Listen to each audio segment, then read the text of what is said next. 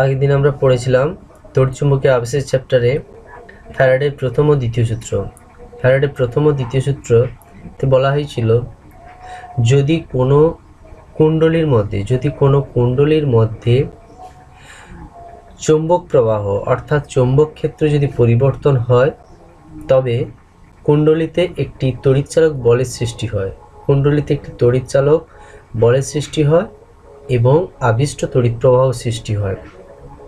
আগের দিন আমরা এটা পড়েছিলাম এবং দ্বিতীয় সূত্রে বলা হয়েছিল এই চৌম্বক প্রবাহের পরিবর্তনের হার কুণ্ডলীতে উৎপন্ন তড়িৎচালক বলের সমানুপাতিক। প্রতি সেকেন্ডে যত চৌম্বক ক্ষেত্রের পরিবর্তন হবে, অর্থাৎ প্রথম সেকেন্ডে যদি চৌম্বক ক্ষেত্র 2 বা চৌম্বক প্রবাহ 2 এবং দ্বিতীয় সেকেন্ডে যদি 5 হয়ে যে তড়িৎ উৎপন্ন হচ্ছে, হয়তো 3 ভোল্ট তৈরি হচ্ছে, দ্বিতীয় ক্ষেত্রে যদি আমি প্রথমে 5-এর জায়গায় যদি 7 হয়, অর্থাৎ পরিবর্তনটা প্রথমে এর মধ্যে দিয়ে যে চৌম্বক ক্ষেত্র যাচ্ছিল বা চৌম্বক প্রবাহ যাচ্ছিল, চৌম্বক প্রবাহ কোথাও কেন সৃষ্টি হলো?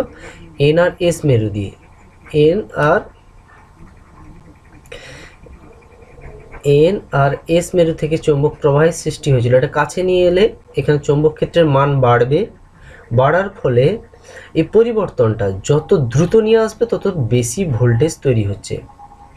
এবার এটা হচ্ছে আগের দিন আমরা চৌম্বক ক্ষেত্রের আবেশ সংক্রান্ত ফ্যারাডের সূত্র জেনেছিলাম। আজকে আমরা শক্তি নিত্যতা সূত্র এই যে চৌম্বক ক্ষেত্রটা এর দিকে নিয়ে আসছি, তাহলে এমনি কি এখানে তড়িৎ তৈরি হয়ে যাচ্ছে? এমনি এখানে কি তড়িৎ তৈরি হয়েছে সেটা লক্ষ্য করা যায় বলতে আমরা এন আর এখানে এন মেরু, এখানে এস মেরু আছে, তাহলে এখানে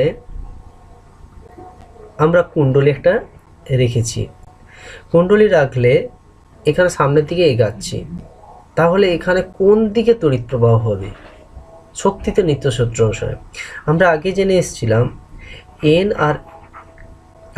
এসেছিলাম একটা কুণ্ডলীতে যেদিক থেকে দেখলে কারেন্ট অ্যান্টি ক্লকওয়াইজ হয়, যেদিক থেকে আমরা দেখি অ্যান্টি ক্লকওয়াইজ হয়, এদিক থেকে দেখলে একটা কুণ্ডলী আছে, এদিক থেকে দেখলে আমার কুণ্ডলী যদি অ্যান্টি ক্লকওয়াইজ হয়, উল্টো দিক থেকে দেখলে কিন্তু ক্লকওয়াইজ হবে।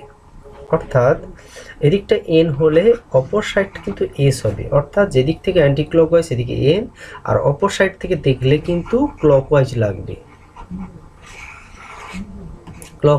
তাহলে এই সাইডে তাহলে এন তৈরি হলে এই সাইডে এস, তাহলে এই সাইডে যদি আমরা এদিক থেকে লক্ষ্য করি, যদি এস লক্ষ্য করি ক্লকওয়াইজ, উল্টো সাইড থেকে কিন্তু এন লক্ষ্য করব। শক্তি নিত্যতা সূত্র, লেঞ্জের সূত্র বলছে এমন যাতে এইখানে এন তৈরি হয়, অর্থাৎ এই সামনের দিকে নিয়ে এলে এদিক থেকে দেখলে কি অ্যান্টি ক্লকওয়াইজ কারেন্ট এখানে তৈরি হবে। অ্যান্টি ক্লকওয়াইজ মানে এদিক থেকে ক্লকওয়াইজ হলে এদিক থেকে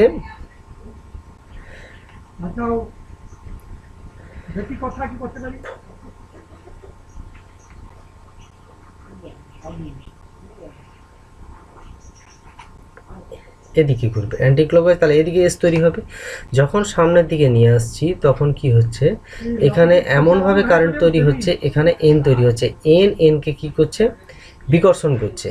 এনকে বিকর্ষণ করার জন্য একে শক্ত করে ঠেলে নিয়ে যেতে হচ্ছে, কারণ এই ঠেলে নিয়ে যেতে শক্তি ব্যয় হচ্ছে, সেই শক্তিটাই হচ্ছে এর মধ্যে কারেন্ট তৈরি হচ্ছে। যেরকম জেনারেটরের মধ্যে বাইক থেকে মোটরকে মেশিন চালিয়ে শক্তি প্রদান করতে হচ্ছে, মেশিন চালিয়ে শক্তি প্রদানের ফলে ওখানে কারেন্ট তৈরি হচ্ছে, জোর করে ঠেলে নিয়ে যেতে হচ্ছে। একই রকম যদি উল্টো দিকে নিয়ে যায়, এদিকে এন আছে, এদিকে এস আছে একটা কুণ্ডলীতে, এখানে এদিকে নিয়ে যাচ্ছে, তাহলে এমনভাবে এখানে কারেন্ট তৈরি হবে, এখানে এস তৈরি হবে। এস এদিকে কী হচ্ছে? এনকে টানার বিরুদ্ধে কারেন্ট, তাহলে এখানে ক্লকওয়াইজ কারেন্ট তৈরি হবে, আর এদিক থেকে দেখলে অ্যান্টি ক্লকওয়াইজ।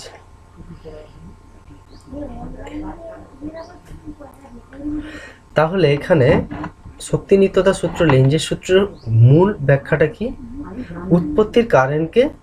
উৎপত্তির কারণকে বাধা দিচ্ছে।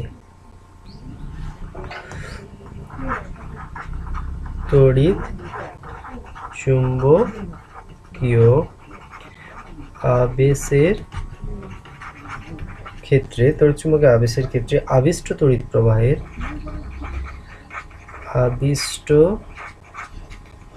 তড়িৎ প্রবাহের অভিমুখ এমন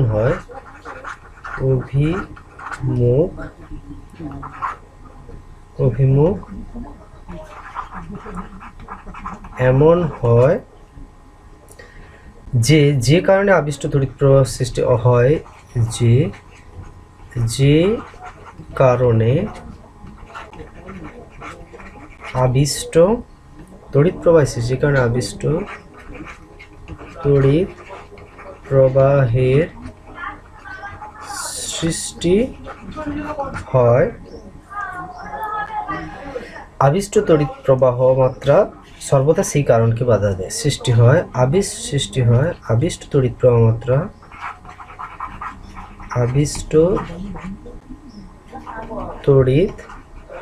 প্রবাহ মাত্রা সেই কারণকে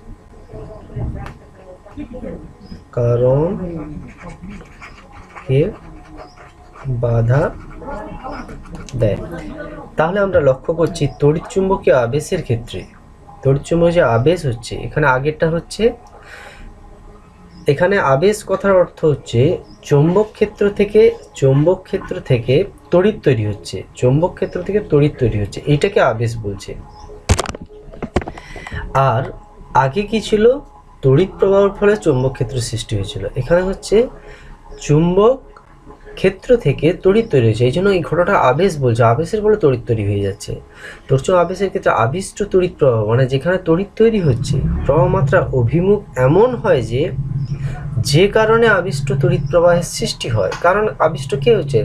হয় চুম্বকের পরিবর্তনের ফলে, এই কারণে তো হচ্ছে, এটাকে সামনের দিকে এগিয়ে নিয়ে যাওয়ার ফলে তৈরি হচ্ছে। যে কারণে আবিষ্ট তড়িৎ প্রবাহ সৃষ্টি হয়, এটার তড়িৎ প্রবাহ সৃষ্টি হচ্ছে আবিষ্ট তড়িৎ প্রবাহ মাত্রা সেই কারণকে বাধা দেয়। মানে শক্তির নিত্যতা সূত্র। বাধা দিচ্ছে মানে কি? বাধা দেওয়া মানে সেই বল প্রয়োগ করছে, বলের বিরুদ্ধে সরণ হচ্ছে। বলের বিরুদ্ধে সরণ মানে কৃতকার্য করতে হচ্ছে। সেই কার্যই বা শক্তি সে কি হচ্ছে? তড়িৎ শক্তিতে রূপান্তরিত হয়ে যাচ্ছে। তাহলে একটু আমরা ভিডিও লক্ষ্য করি। এই যে আমরা লক্ষ্য করি, দেখো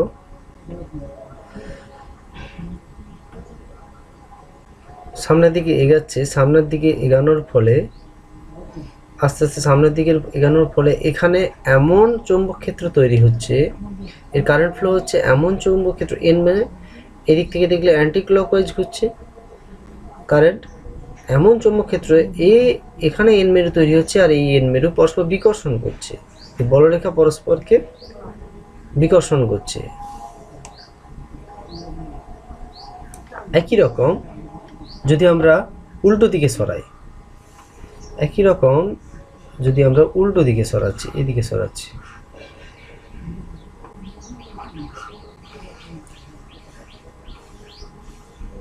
এখানে কি হচ্ছে? টানছে। এখানে কি হবে? এস মেরু তৈরি হচ্ছে।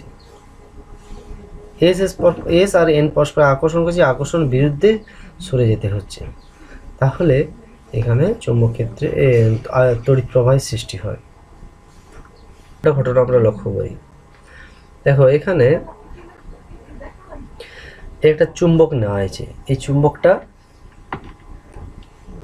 একটা লোহাকে আকর্ষণ করছে, কিন্তু তামাকে কিন্তু আকর্ষণ করছে না। এই চুম্বকটা লোহাকে বা স্টিল আকর্ষণ করছে, কিন্তু তামাকে আকর্ষণ করছে না। এখানে যখন এর মধ্য দিয়ে নিয়ে যাওয়া হচ্ছে, তখন কি হচ্ছে? এটা কাঁপছে। কাঁপার কারণ কি? কাঁপার মূল কারণ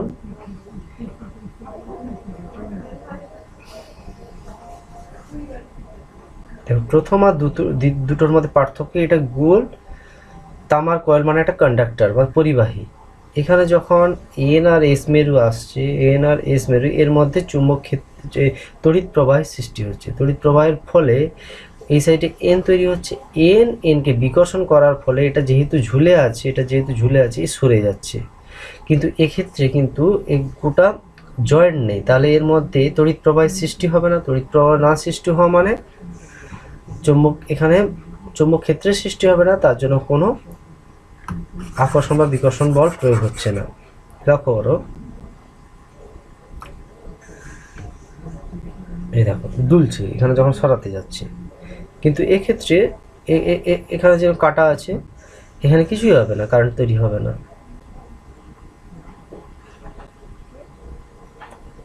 কিছুই হচ্ছে না, কারেন্ট তৈরি হচ্ছে না, বা এন মেরু তৈরি হচ্ছে না ওই সাইডে। কিন্তু এখানে দেখো এন বা এস মেরু তৈরি হচ্ছে, যখনই কাছে নিয়ে আসা হচ্ছে এর মধ্যে কারেন্ট ফ্লো হচ্ছে, কারেন্ট ফ্লো হওয়ার দরুন এন মেরু তৈরি হচ্ছে, এন মেরু তৈরি হওয়ার ফলেই এখানে বাধা দিচ্ছে, বাধা দেওয়ার জন্য দুলছে।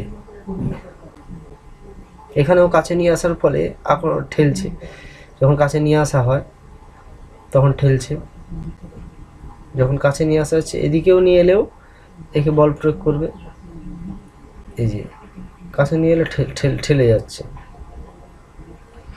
যাই হোক, এটাই হচ্ছে লেঞ্জের সূত্র।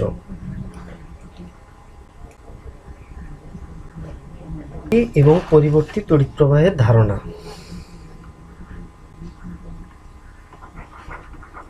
একমুখী ও পরিবর্তী তড়িৎ প্রবাহের ধারণা মানে তড়িৎ প্রবাহ দু প্রকারের, তড়িৎ প্রবাহ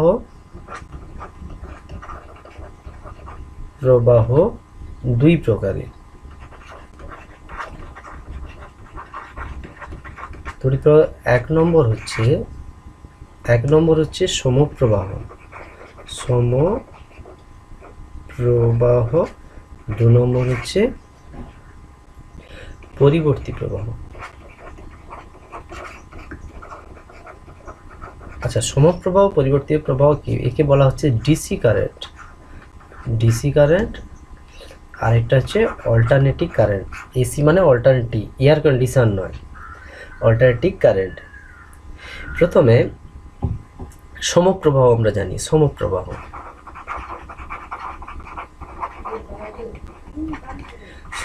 কি? দেখো একটা ব্যাটারি আছে,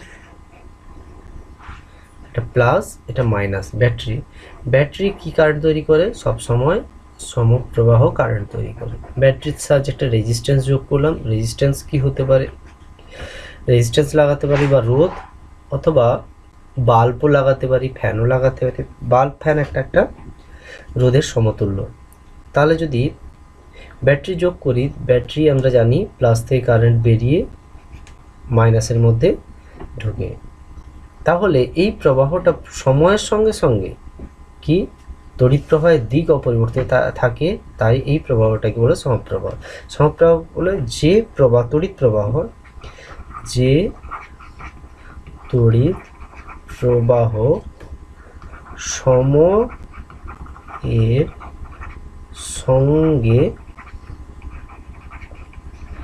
সময়ের সঙ্গে সঙ্গে তড়িৎ প্রবাহের দিক অপরিবর্তিত থাকে, যে তড়িৎ প্রবাহ সময়ের সঙ্গে সঙ্গে তড়িৎ প্রবাহের দিক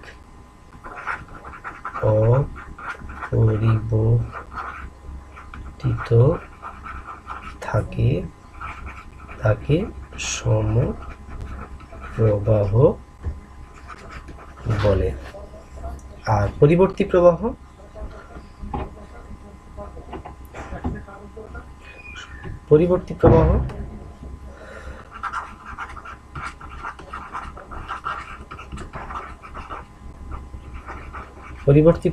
কি? দেখো, পরিবর্তী প্রবাহ এটাকে এসি দ্বারা কিভাবে তৈরি হয় আমরা একটু পরে দেখছি। তাহলে সময়ের সঙ্গে সঙ্গে দিক পরিবর্তিত হয়, সেটা অপরিবর্তিত থাকে। দেখো, প্রথম সেকেন্ড হয়তো এখানে প্লাস, এটা মাইনাস, আবার কিছু সময় পরে এটা মাইনাস, এটা প্লাস, এটা প্লাস মাইনাস, প্রতি মুহূর্তে প্লাস মাইনাসটা চেঞ্জ হয়, একে পরিবর্তী প্রবাহ বলে। কারেন্টটা একবার ব্যাক অ্যান্ড ফোর্থ হবে, এই সামনের দিকে এগাবে, আর এরকম প্রতি মুহূর্তে। আমাদের ইন্ডিয়ার লাইন ফ্রিকোয়েন্সি কত? 50 হার্টজ। হার্টজ কিসের একক আমরা জানি? কম্পাঙ্কের একক। কম্পাঙ্ক কাকে বলে? প্রতি সেকেন্ডে যটি পূর্ণ তরঙ্গ সৃষ্টি। এটা একটা পূর্ণ তরঙ্গ, আমরা আগে 9-এ পড়ে এসেছি। এটি পূর্ণ তরঙ্গ। একটা পূর্ণ তরঙ্গে দুটো তার থাকে। আমাদের এই বাড়ির লাইন কি এসি, এটা একটা, এটা থাকে একটা, এই এই এরকম হয়, এটাকে বলে ফেজ, এটা এরকম অসিলেশন হয়। আর একটা হচ্ছে গ্রাউন্ড, এটা হচ্ছে ফেজ, এটা হচ্ছে গ্রাউন্ড, মাটির সঙ্গে এটা যুক্ত থাকে, এটা এরকম অসিলেশন হয়। তাহলে মাটি যেটা থাকে সেটা হচ্ছে এই তারটা সবসময় ভোল্টেজ 0, এটা একবার প্লাস হচ্ছে, এই তারটা একবার মাইনাস হচ্ছে। তাহলে একটা পূর্ণ তরঙ্গে কি হচ্ছে? একবার প্লাস, আর এটা কম মানে 0 মানে কম, এর থেকে উঠে আছে মানে প্লাস, তার থেকে কম মানে এটাকে মাইনাস। একটুক্ষণ পরে এটা নেমে যাচ্ছে, মানে এটা মাইনাস, এটা প্লাস হয়ে যাচ্ছে। যার থেকে এটা যখন মাইনাস হয়ে যাচ্ছে, এটা তখন প্লাস হয়ে যাবে। আর এটা যখন প্লাস, তার থেকে কম এটা আছে মানে মাইনাস। এটা পরিবর্তী প্রবাহ। কিভাবে তৈরি করে পরে দেখছি। তাহলে পরিবর্তী প্রবাহ কাকে বলে? যে তড়িৎ প্রবাহ বর্তনীর মধ্যে, যে তড়িৎ প্রবাহ বর্তনীর মধ্যে, যে তড়িৎ প্রবাহ বর্তনীর মধ্যে সময়ের সঙ্গে সঙ্গে, বর্তনীর মধ্যে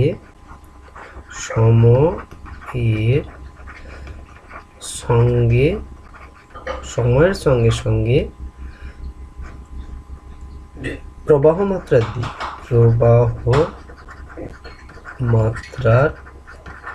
দিক, যে তড়িৎ প্রবাহ বর্তনীর মধ্যে সময়ের সঙ্গে সঙ্গে প্রবাহ মাত্রার দিক পরিবর্তিত হয়, সেই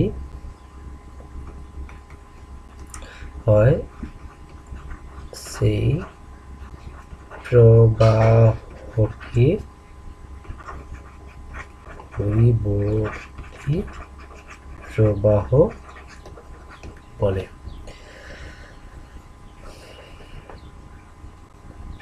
তাহলে আমরা গ্রাফে যদি লক্ষ্য করি আমরা ডিসির গ্রাফ কেমন হয়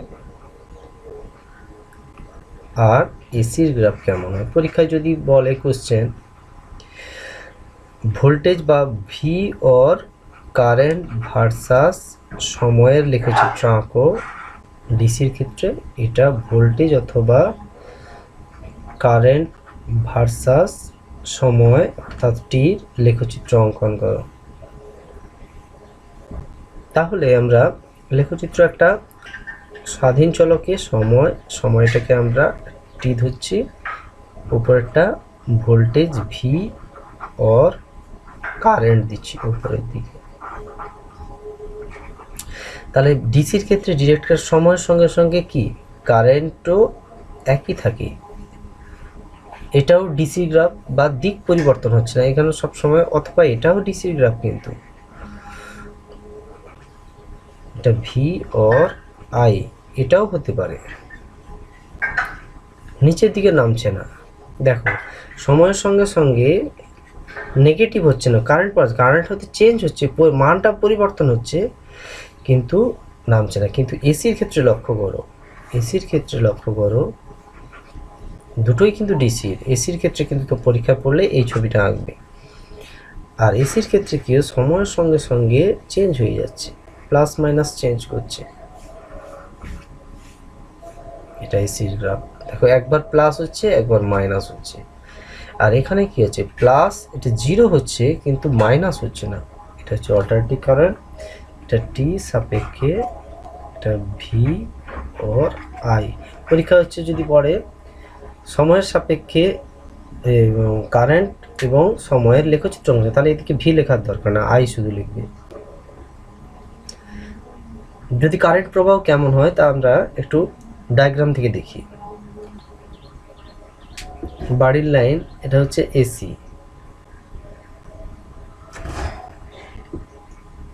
মোবাইলের ক্যামেরায় যখন আমরা লক্ষ্য করি দপদপ করে, এটা ডিসি, এটা অল্টারনেটিভ কারেন্ট এসি।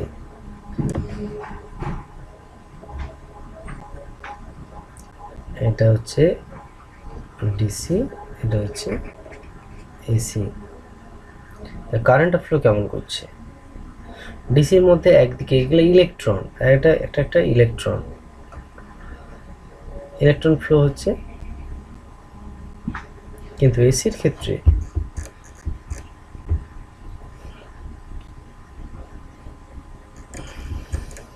এসি একবার ব্যাক অ্যান্ড ফোর্থ। এই কারেন্টটা কেমন ফ্লো হচ্ছে এসির মধ্যে, দেখো ইলেকট্রন একবার যাচ্ছে উল্টো দিকে,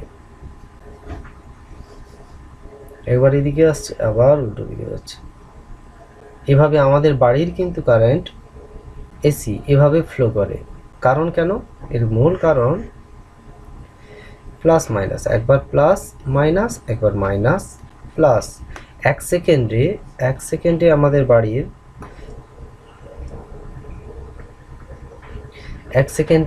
বাড়িতে কবার চেঞ্জ হবে? আমাদের লাইন কত?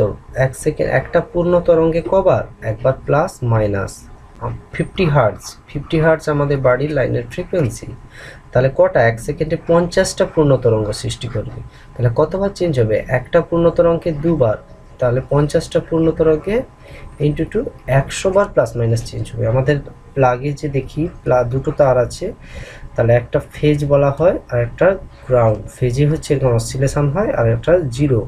তাহলে বা এটাকে বলতে পারি একবার প্লাস মাইনাস মাইনাস প্লাস, এইভাবে কবার চেঞ্জ হয়? এক সেকেন্ডে 100 বার চেঞ্জ হচ্ছে, কম নয় কিন্তু। এই জন্য এত বিপজ্জনক, হাতের শক এতই লাগে চেঞ্জ হওয়ার ফলে। আর তাছাড়া ভোল্টেজও বেশি থাকে।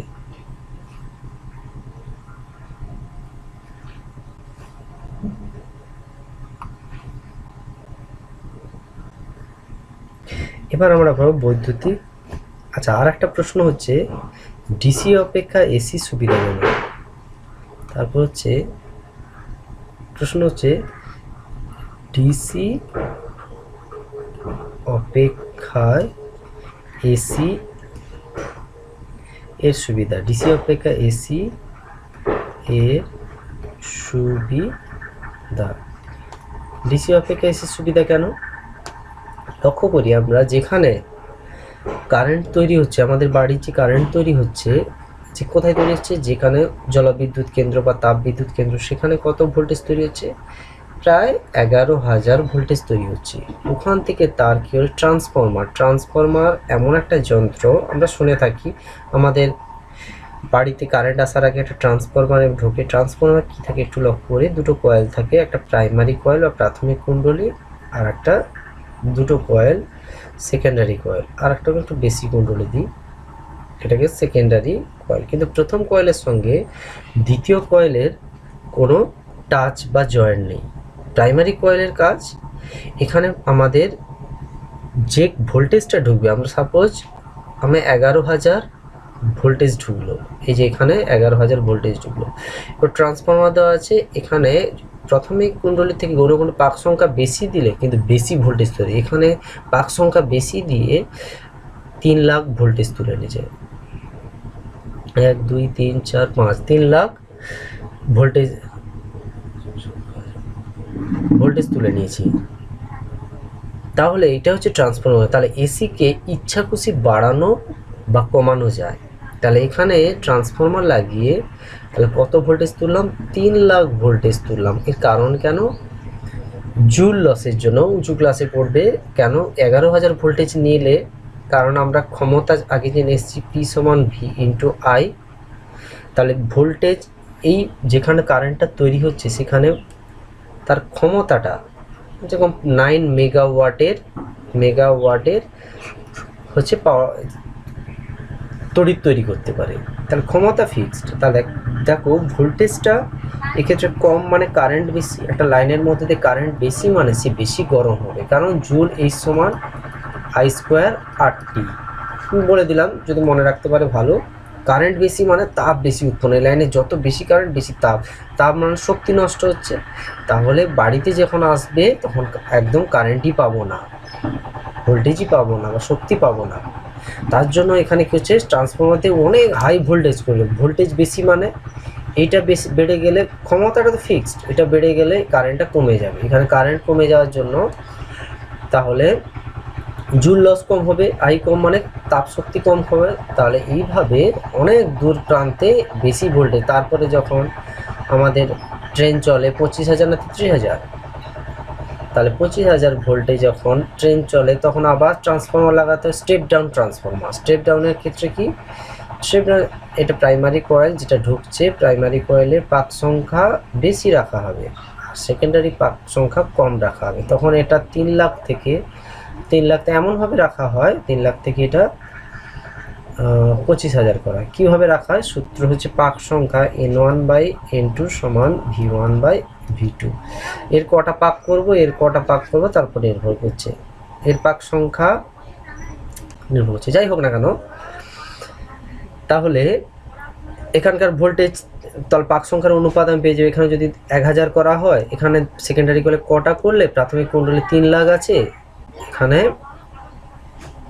3 লাখ আছে, এখানে 25,000 তৈরি হবে। যদি এখান থেকে পাক সংখ্যা ক্যালকুলেট করে নিতে পারি। এইভাবে ট্রান্সফরমার, তাহলে এসি সুবিধা কি, এসি কে ইচ্ছে খুশি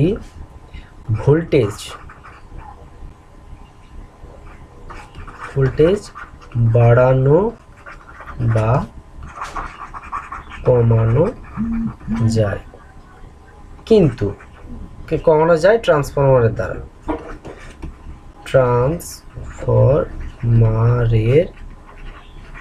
দ্বারা,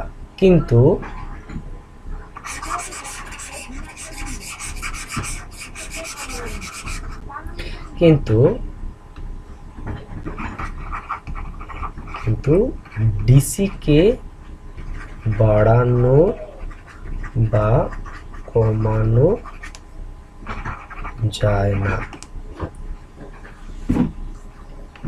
অ্যাকচুয়ালি ডিসিকে বাড়াতে বা কমাতে হলে সেই এসি করতে হবে।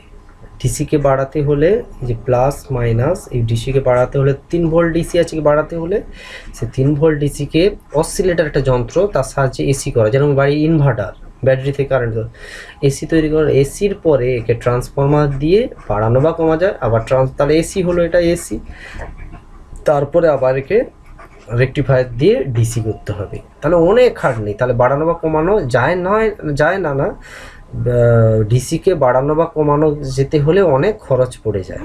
তার জন্য আমাদের বাড়ির সমস্ত লাইন এসি ব্যবহার করা হয়। প্রয়োজন মতো আমরা ট্রান্সফরমারতে কমিয়ে তারপর ডিসি করব।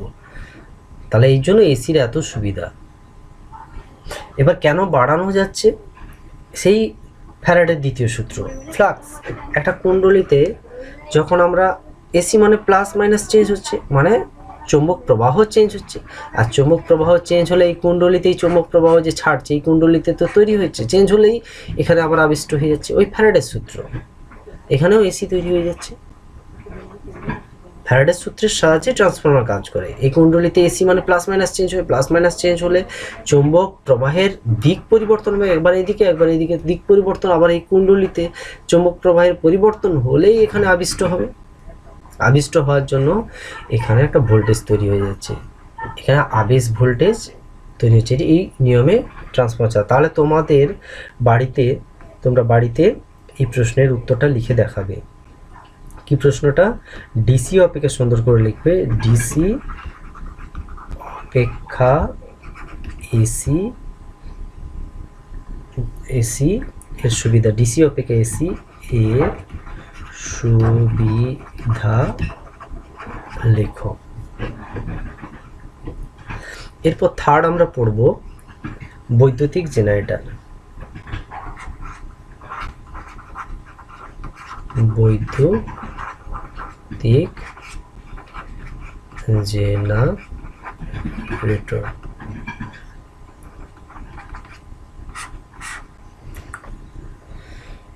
বৈদ্যুতিক জেনারেটর কি?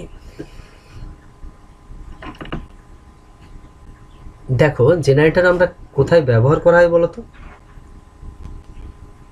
জেনারেটর ব্যবহার করা হয় আমাদের বাড়ির অনুষ্ঠান বা কারেন্ট চলে গেলে জেনারেটর ব্যবহার করা হয়। সেখানে কি একটা মেশিন থাকে, দুটো জিনিস থাকে, একটা মোটর থাকে, মোটরের আগে আর একটা মেশিন দিয়ে ঘোরানো হয়, একে ঘোরানো হওয়ার ফলে এখানে কারেন্ট তৈরি হয়, এসি কারেন্ট তৈরি হয়। আমাদের বাড়িতে এসি কারেন্ট তৈরি হয়।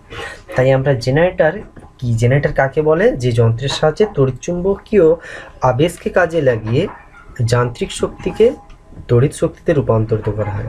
তাই যে বৈদ্যুতিক জেনারেটর কি? যে যন্ত্রের সাহায্যে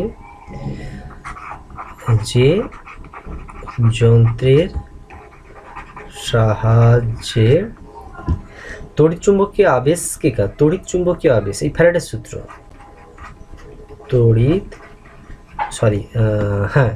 যে যন্ত্রের সাহায্যে তড়িৎচুম্বকীয় আবেশকে কাজে লাগিয়ে যান্ত্রিক শক্তিকে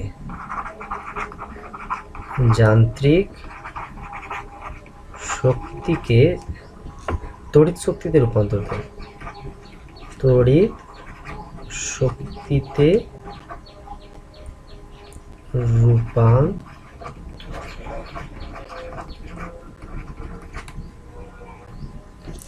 তাই জেনারেটর যে যন্ত্রের সাথে যান্ত্রিক শক্তিকে আবেশকে কাজে লাগিয়ে যান্ত্রিক শক্তিকে, এই যে যন্ত্র, এই মোটরতে ঘোরানো হচ্ছে, এখানে শক্তিকে তড়িৎ শক্তি রূপান্তরিত করা হয় তাকে জেনারেটর বা ডায়নামো বলে। তাহলে যেখানে তড়িৎ তৈরি হয়, এই যে আমাদের বাড়িতে তৈরি হচ্ছে, সব জেনারেটর বা ডায়নামোর সাহায্যে। কিভাবে? জলবিদ্যুৎ কেন্দ্র, তাপবিদ্যুৎ কেন্দ্র ইত্যাদি কিভাবে কাজ করছে তার লক্ষ্য। যেখানে তড়িৎ তৈরি হচ্ছে, এরকম একটা এই জিনিসটা ভেতরে অনেক ছিদ্র আছে, যখন সে পাখার মতো, এর মধ্য দিয়ে যেখানে তড়িৎ তৈরি হচ্ছে, তাপবিদ্যুৎ কেন্দ্র, সেখানে জল এরকম ফুটছে, জল ফোটার থেকে বাষ্প তৈরি হচ্ছে, বাষ্প এই চাকাগুলো এইটার মধ্যে রাখা আছে। যখন যাচ্ছে বাষ্পগুলো, জল ফুটলে কি হচ্ছে, এখানে জল রাখা আছে, এখানে আগুন দিয়ে তাপবিদ্যুৎ কেন্দ্র, কয়লা পুড়িয়ে তাপ প্রয়োগ করা হচ্ছে, এই জন্য জল ফুটছে, জল ফোটার ফলে এখানে বাষ্প তৈরি হচ্ছে। বাষ্পতে এরকম মেশিন রাখা আছে, সে কি হচ্ছে, বাষ্প তার মধ্যে দিয়ে গেলে ঘুরতে শুরু করলে সে যান্ত্রিক শক্তি, এবার এখানে মোটর লাগানো আছে, সে ঘোরানোর ফলে তড়িৎ তৈরি হয়ে যাচ্ছে। তাছাড়া জলের মধ্যেও টারবাইন লাগিয়ে, জল যেখানে যাচ্ছে, এরকম টারবাইন লাগিয়ে, জলের ক্ষেত্রে টারবাইন এভাবে রেখে, বা বায়ু কলের ক্ষেত্রে বাতাস ঘুরছে, এখানে ঘুরছে, মোটর ঘুরছে, তার ফলে পেছনে একটা মোটর লাগানো হচ্ছে, সেখানে যন্ত্র কারেন্ট তৈরি হচ্ছে।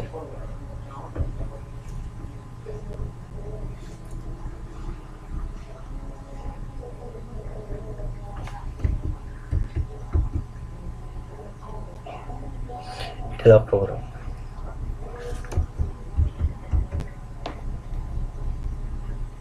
এরকম ঘুরছে। কিভাবে ঘুরছে?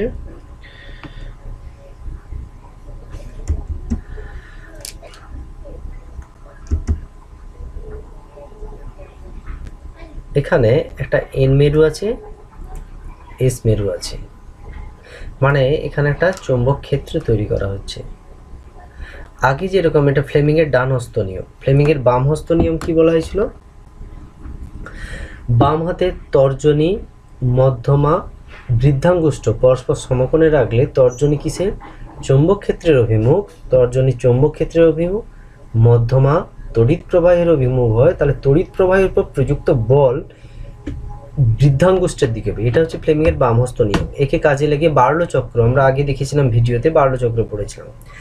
আজকে ফ্লেমিংয়ের ডান হস্ত নিয়ম, বা এটা আবেশ রুল হিসেবে কাজ করছে। বামহস্ত মোটরের রুল, মোটর ঘোরার ক্ষেত্রে বামহস্ত, চৌম্বক ক্ষেত্র থাকবে, তার ভেতরে যদি কারেন্ট ফ্লো হয়, যেমন এইটার মধ্যে আগে যেরকম ছিল, এইটার মধ্যে কারেন্ট ফ্লো করা হয়েছিল, কারেন্ট ফ্লো করানোর ফলে এ কি হচ্ছে, বল অনুভব করছে, ফ্লেমিংয়ের বামহস্ত নিয়মের মতো কারেন্ট ফ্লো হচ্ছে, কারেন্ট ফ্লো হলে যে যার মধ্যে কারেন্ট ফ্লো হবে সে বল অনুভব হচ্ছে, এক্ষেত্রে হচ্ছে ঘুরছে ডানহস্ত নিয়ম, উল্টো ঘটনা। এটা হচ্ছে ডানহস্ত নিয়ম হচ্ছে ডান হাতের তর্জনী মধ্যমা বৃদ্ধাঙ্গুষ্ঠ পরস্পর সমকোণে রাখলে তর্জনী চৌম্বক ক্ষেত্রের অভিমুখ, আর বৃদ্ধাঙ্গুষ্ঠ যদি পরিবাহীর গতির অভিমুখ হয় তাহলে মধ্যমার দিকে আবিষ্ট তড়িৎ প্রবাহ তৈরি হচ্ছে। যেমন এখানে ঘুরছে, ঘোরানো হচ্ছে, ঘোরার ফলে বল অনুভব হচ্ছে, বল অনুভব হওয়ার ফলে কারেন্ট তৈরি হয়ে যাচ্ছে। এই দেখো একবার চেঞ্জ হচ্ছে, কিন্তু প্লাস মাইনাস চেঞ্জ হচ্ছে।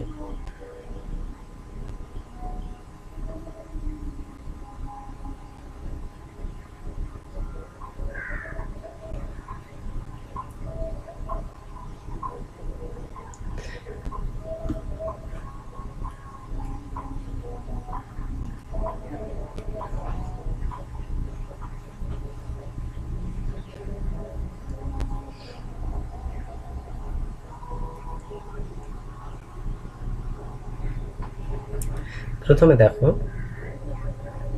ফ্লেমিংয়ের ডান হাতের এইদিকে হচ্ছে ম্যাগনেটিক ফিল্ড, বলটা হচ্ছে এইদিকে হচ্ছে হাতের ম্যাগনেটিক ফিল্ড, বল ওপরের বুড়ো আঙুল ওপরের দিকে উঠছে, তাহলে কারেন্টটা ওই দিকে ফ্লো করবে, তাহলে কারেন্টটা এই দিকে যাবে। আবার এইদিকে লক্ষ্য করো, এইদিকে লক্ষ্য, ম্যাগনেটিক ফিল্ড এই দিকে, বল নিচের দিকে, ম্যাগনেটিক ফিল্ড এইদিকে, এইদিকে বল নিচের দিকে, তাহলে কারেন্ট এইদিকে, তাহলে কারেন্টটা ফ্লো হবে এইদিকে। তাহলে কীরকম, যদি এটা ঘুরতে থাকে এরকম গিয়ে কারেন্টটা এরকম ফ্লো হবে, ডিরেকশান এইদিকে, কারেন্টের ডিরেকশান দেওয়া আছে, এইভাবে ঘুরলে ফ্লেমিংয়ের ডানহস্ত নিয়ম অ্যাপ্লাই করে দেখলাম।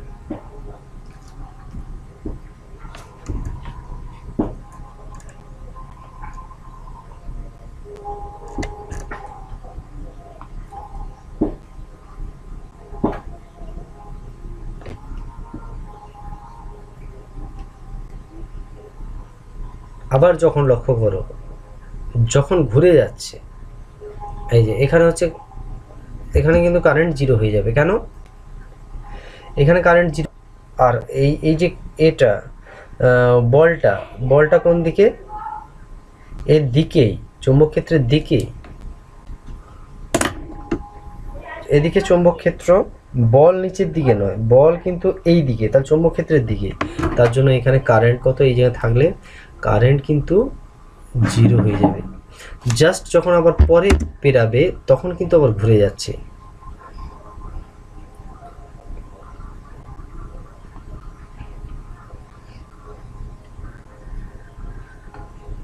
এই যে দেখো এখানে লক্ষ্য করো, চৌম্বক ক্ষেত্র, এই যে লক্ষ্য করো ঘুরে যাচ্ছে কারেন্ট, এই সাইডের এর নিচের দিকে নামছে, তো এই যে ঘুরে যাচ্ছে।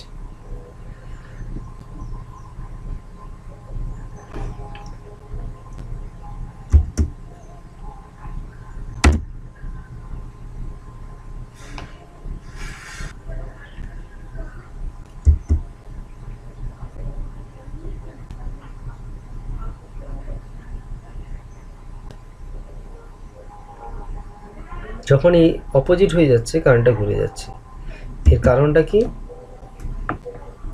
এর কারণটা হচ্ছে দেখো এই তারটা যখন এই সাইডে ছিল, এইটা এইটা এইটা যখন এই সাইডে ছিল তখন কি হচ্ছিল, এইটা দেখো লক্ষ্য করো, ম্যাগনেটিক ফিল্ডটা এটা যখন এরকম আছে এই অবস্থায়, এটা যখন এইখানে, তাহলে দেখো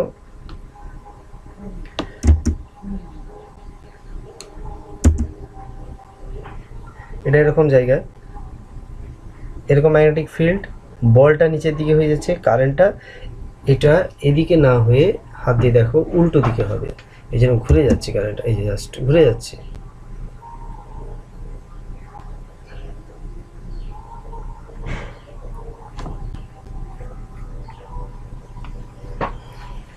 এবার একে কিভাবে যোগ করব মোটরের ক্ষেত্রে? এই তারটা প্রতি মুহূর্তে চেঞ্জ হচ্ছে, যখন এখানে থাকছে সে এদিকে ফ্লো হচ্ছে, এটা এদিকে হলে উল্টে যাচ্ছে, এদিকে গেলে কারণ এদিকে ফ্লো হচ্ছে, উল্টো দিকে গেলে উল্টো ফ্লো হয়ে যাচ্ছে। একে জয়েন্ট একটা বাইরে সার্কিটের সঙ্গে জয়েন্ট করব কি করে? দেখো একে জয়েন্ট করলে, বাইরে ডিরেক্ট জয়েন্ট করলে এ যখন ঘুরতে থাকবে তখন কি তার জড়িয়ে দিবে, তাহলে কি করে পাবো? একে পেতে গেলে একটা রিং দরকার, যাকে স্লিপ রিংস বলা হচ্ছে। এই যে রিং, এভাবে রিং করা হচ্ছে, একে স্লিপ করছে। আর এই জায়গাটা ব্রাশ, কার্বন ব্রাশ থাকে, কার্বন ব্রাশ একে জাস্ট টাচ হয়ে থাকে, এদিক থেকে কার্বন ব্রাশ টাচ হয়ে থাকে, স্লিপ করতে থাকে। দিলে কি হচ্ছে, এই তারটা এইটার সঙ্গে যুক্ত, এইটা এর সঙ্গে যুক্ত, আর এই তারটা এটার সঙ্গে যুক্ত। যখন একে টাচ করছে তখন এই দিক দিয়ে ঘুরে কারেন্ট এরকম যাচ্ছে, এখানে সার্কিটটা ক্লোজ হচ্ছে।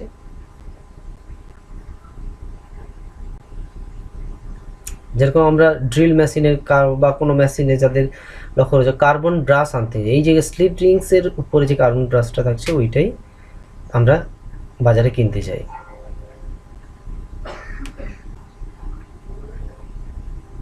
এই ঘষার ফলে এই কার্বনটা নষ্ট হয়, জাস্ট এরকম ব্যাপার। এইটা কার্বন ব্রাশ, এই যে ব্রাশের ওপর, আর এইটা হচ্ছে স্লিপ রিংস। মানে কিছুদিন অন্তর এই কার্বনটা নষ্ট হয়ে যায়, ঘষতে থাকে, তো এখানে স্প্রিংয়ের সাহায্যে জয়েন্ট থাকে। তাহলে এই তারটা এই দিক দিয়ে হয়ে এরকম হয়ে এরকম এই সাইড হয়ে যাচ্ছে।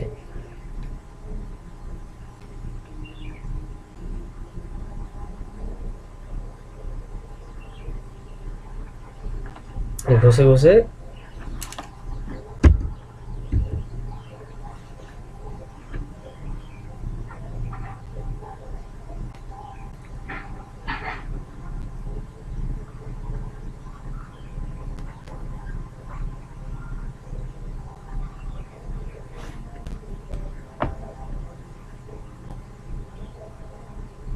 এই যে চেঞ্জ যখন হয়ে যাচ্ছে কারেন্টটা প্রতি মুহূর্তে, ওর ডান সাইডে গেলে ওই এদিক থেকে সরে এদিকে এলে সঙ্গে সঙ্গে কারেন্টের কালার চেঞ্জ হয়ে যাচ্ছে, মানে ডিরেকশন উল্টে যাচ্ছে।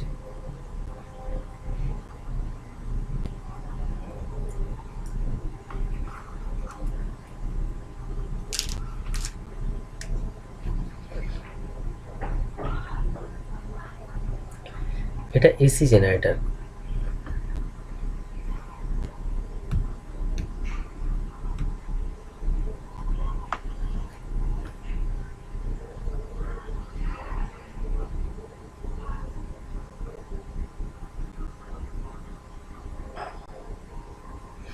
এবার ডিসি জেনারেটরের ক্ষেত্রে আমরা লক্ষ্য করি সবসময় একই দিকে প্রবাহ হয়, কি করে হবে? দেখো জাস্ট যেভাবে ঘুরছে ওভাবেই থাকুক, কিন্তু স্লিপ রিংসটাকে অর্ধেক কাটা করে দিচ্ছি। যখন এই যে জায়গাটা যে চেঞ্জ হচ্ছে, পরিবর্তন হচ্ছে, ওই জায়গাটাকে কী করব, আমি উল্টো দিকে ঘুরিয়ে দিচ্ছি। এই যেটা অর্ধেকের কাটা আছে, তাহলে যখন এইদিকে কারেন্ট ফ্লো হচ্ছে তখন এখানে এই সাইড দিয়ে আসছে, ওটা যখন ঘুরবে এইদিকে, লক্ষ্য করো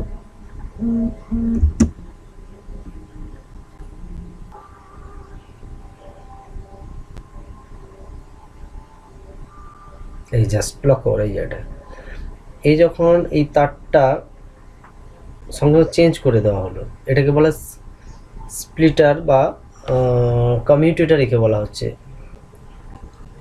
এই যন্ত্রটাকে স্লিপ রিংসটাকে অর্ধেক করে কমিউটেটর করছে। এই যখন দেখো তখন এই দিক দিয়ে কারেন্ট গিয়ে, এই যে সবসময় দিক একই থাকে, এই দিক দিয়ে কারেন্ট গিয়ে এরকম হয়ে এরকম, দেখো কারেন্টের দিক কিন্তু চেঞ্জ হচ্ছে না, এরকম হয়ে এদিক দিয়ে হয়ে এদিকে। আবার পরবর্তী সাইকেলে দেখো, পরবর্তী সাইকেলে সে উল্টো যাচ্ছে, উল্টে ঘুরে যাচ্ছে, ঘুরে গেলে এদিকে কমিউটেটর সাহায্যে আমি ঘুরিয়ে দিচ্ছি।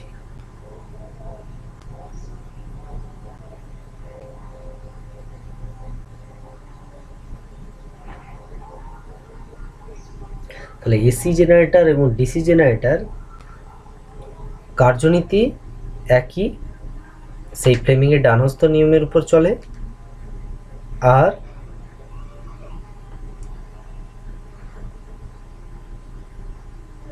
শুধু পার্থক্যটা হচ্ছে স্লিপ রিংসের পার্থক্যটা। এরপরে আমরা জানব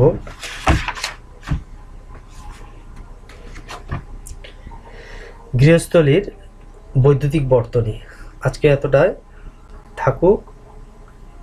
এটা হচ্ছে ম্যাগনেট, ম্যাগনেট থাকে। আর এই যে যেটা কারেন্ট তৈরি হচ্ছে এটা হচ্ছে আর্মেচার, কয়েলটাকে আর্মেচার বলা হচ্ছে। এটা হচ্ছে কার্বন ব্রাশ, এটা স্লিপ রিংস। এই হচ্ছে বৈদ্যুতিক জেনারেটর। বাড়ি থেকে লিখে নিয়ে আসবে এসি, বাড়ি থেকে তোমরা লিখে নিয়ে আসবে এসি এবং ডিসি জেনারেটর। বাড়ি থেকে লিখে নিয়ে আসবে এসি এবং ডিসি জেনারেটর কোন নীতির উপর কাজ করে, কোন নীতির উপর কাজ করে।